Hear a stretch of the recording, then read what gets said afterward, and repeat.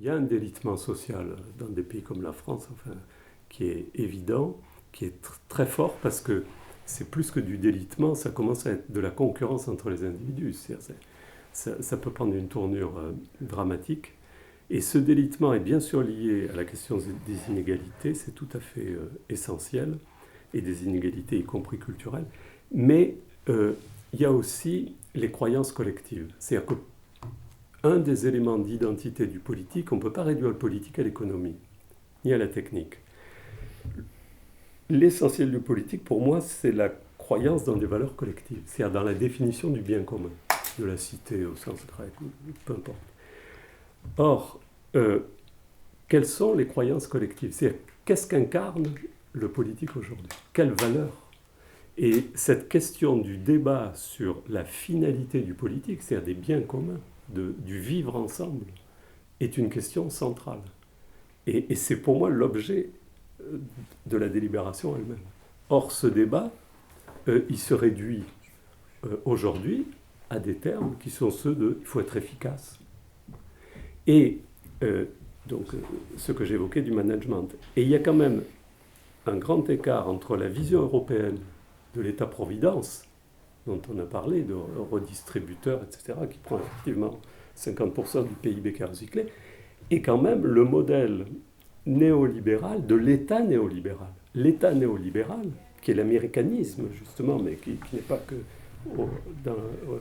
aux États-Unis, mais qui devient le modèle pour l'Europe occidentale. Et ce qui se joue, à mon avis, dans le traité transatlantique, c'est bien ça. C'est est-ce que l'Europe va modifier une grande partie de ses normes sur le modèle de l'État néolibéral, ou va garder, renforcer, rénover son modèle d'État-providence. Parce qu'une grande partie des inégalités se joue sur l'existence ou pas d'un modèle d'État-providence rénové ou relooké ou étendu, au-delà même des frontières nationales. Ce qu'on appelle le néolibéralisme, c'est le fait de considérer que la société n'est composée que d'individus, et donc est fondée à la fois sur le consommateur et sur le principe du mérite.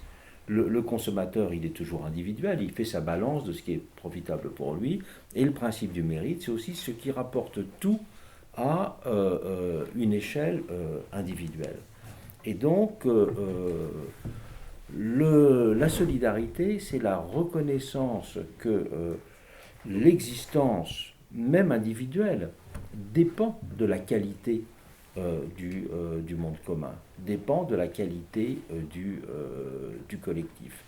Et ça, c'est une espèce, presque on pourrait dire, pour employer le mot de renom, une réforme intellectuelle et morale. Parce que si le néolibéralisme est fort, c'est aussi parce qu'en partie il est fort dans les têtes. Il n'est pas simplement fort parce que c'est une idéologie méchante qui viendrait de l'extérieur. Il est fort parce qu'il est en partie intériorisé. Et lutter contre le néolibéralisme, c'est pas simplement lutter contre des grandes puissances, c'est lutter contre cette présence disséminée des idées qui sont dans les têtes. Il y avait une expression, je crois que c'est une expression de Gramsci, qui disait être aliéné, c'est avoir les idées de l'adversaire dans la tête. Ben, je crois que c'est de ça qu'il est aussi question. Et là aussi, c'est un domaine dans lequel, je parle de la vie intellectuelle parce que nous sommes trois intellectuels, mais la vie intellectuelle a son rôle à jouer là.